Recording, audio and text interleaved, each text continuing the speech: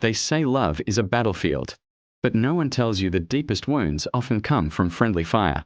I used to think my life was a fortress, built on two unshakable pillars: Emily, the woman I planned to spend my life with, and Mark, the brother I chose for myself. We were a trio, inseparable. Our weekends were a blur of laughter, shared meals, and dreams whispered under starry skies. I thought we were building a future together. I was wrong. It all started with the little things, the excuses that pricked at the edge of my consciousness. Emily had late nights at work, sudden study groups I'd never heard of. Mark was always busy, cancelling our weekly basketball game for last-minute family stuff. I brushed it off. Trust, right? That's the foundation. But doubt is like a weed. It starts small, but it grows in the dark, and soon its roots are wrapped around everything you hold dear. One rainy Tuesday, I decided to surprise Emily at her office. A romantic gesture, a warm coffee to break up her long day. I pictured her smile, that little crinkle by her eyes when she was genuinely happy. But when I got there, her desk was empty.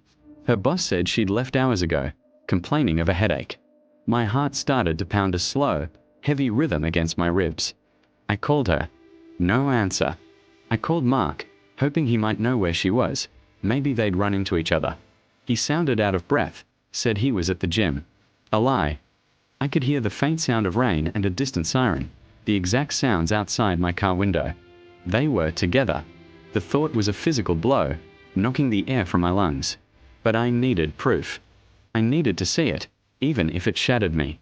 I drove to the one place I never wanted to consider, the small, secluded park by the old reservoir, a spot Mark and I discovered as kids.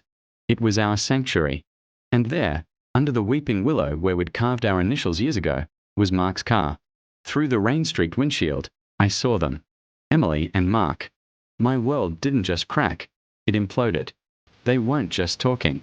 His hand was on her cheek, her head was on his shoulder.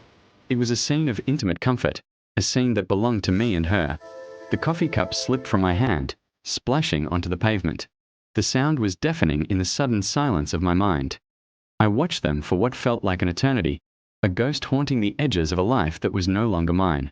The betrayal wasn't just about a broken heart. It was about the desecration of memory, the poisoning of every laugh, every secret, every shared moment. I didn't confront them. Not then. What could I say? Words felt useless, hollow. I just drove away, the city lights blurring into long, painful streaks through my tears. I drove until the gas tank was nearly empty, ending up at the coast, watching the waves crash against the rocks. Each wave was like a memory, hitting me with relentless force. The day I met Emily. The day Mark stood by my side when my father passed. All of it was now tainted, rewritten by their secret. That night, I understood something profound about pain. It doesn't always scream. Sometimes, it's a quiet, suffocating pressure in your chest, the cold realization that the people you would have taken a bullet for were the ones pulling the trigger. The next morning, I packed a single bag. I left the apartment key on the kitchen counter, next to a photo of the three of us, smiling on a summer day that now felt like a lifetime ago. I didn't leave a note. My silence would be my message. Walking away was the hardest thing I've ever done, but staying would have been a slow death. Some betrayals don't just break your heart, they change the very shape of your soul. This wasn't just the end of a relationship. It was the end of an era, the end of the man I used to be. And as I drove towards a new horizon, with no destination in mind, I knew this scar would be my compass, guiding me through the wreckage and hopefully, one day, toward a shore where trust wasn't a liability. The journey would belong, but for the first time, it would be my own.